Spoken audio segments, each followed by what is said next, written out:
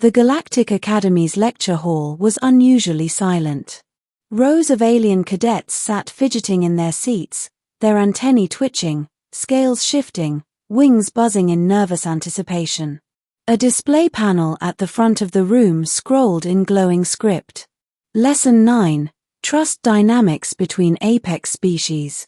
That alone would have been enough to hold their attention, but the real reason for their unease stood, or rather, crouched, in a massive containment pen at the center of the room. A Silrati apex beast. Even behind shimmering force barriers, the predator radiated danger. A quadrupedal mass of muscle, scales, and spines, its crimson eyes scanned the cadets as if calculating how easily each would die.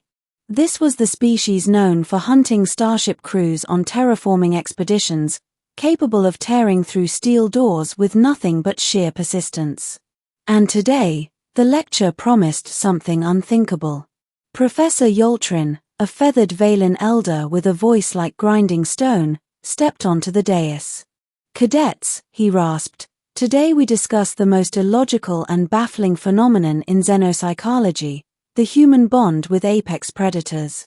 A ripple of skepticism and dread moved through the room. The professor gestured to the side. A door hissed open. And in walked a human. Not a soldier clad in armor, not a geneticist armed with tranquilizers, just a human woman in standard cadet fatigues.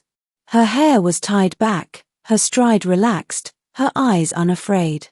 She carried nothing except a small satchel. The aliens recoiled. "She'll be slaughtered," hissed a scaled Marnixian.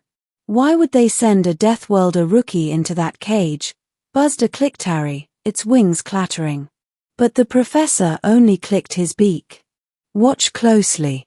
You are about to witness why even the Silrati defer to humans when it comes to their offspring." The containment field dropped. The beast roared, the sound rattling the bones of every cadet in the chamber. Its claws dug furrows into the steel flooring. Its eyes locked onto the human. And she smiled. "Hey, Mama," the human said softly. Gasps echoed. "Mama." From a dark recess in the pen, smaller shapes stirred. 3 juvenile Silrati cubs, each already the size of a cadet, shuffled forward. Their spines had not yet hardened, their teeth not yet razor-sharp, but their eyes burned with the same predatory fire.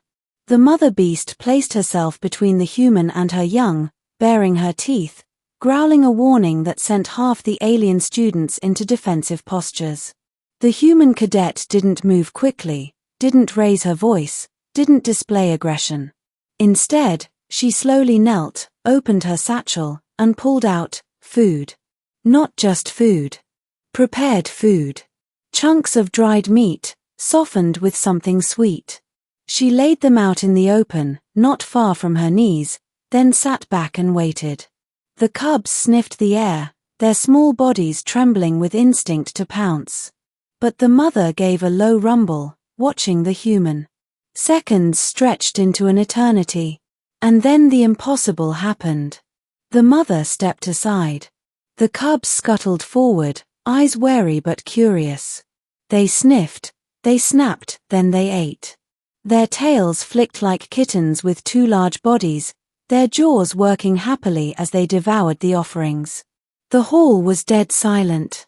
The human chuckled, pulling more from her satchel. She let one of the cubs take it straight from her hand, her fingers brushing against sharp, still-growing teeth. Instead of biting, the cub licked her palm. The mother beast lowered her head, exhaling heavily. And then, with the weight of inevitability, it lay down beside the human, its bulk pressing protectively close. The professor broke the silence. "To you, this makes no sense. To the Silrati, trust is impossible outside their kind. And yet, here you see it.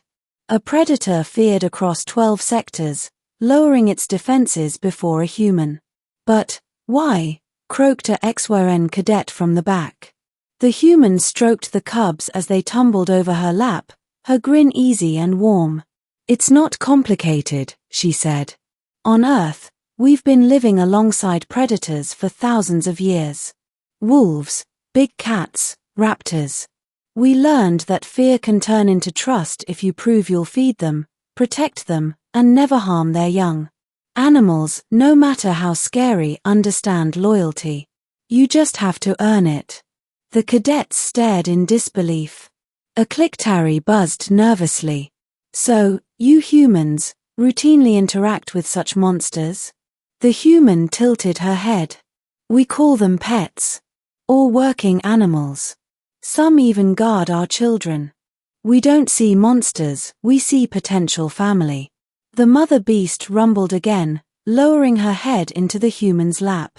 The sight of one of the galaxy's deadliest predators nuzzling a rookie cadet like a domesticated animal shattered centuries of assumptions in an instant. The professor's feathers bristled as he concluded, "This, cadets, is why humanity cannot be dismissed. Where you see fear, they see opportunity. Where you see monsters, they see allies.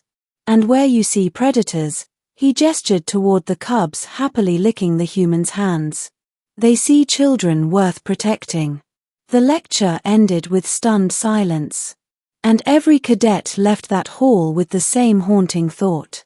If even apex predators trusted humans with their young, what did that say about humanity itself?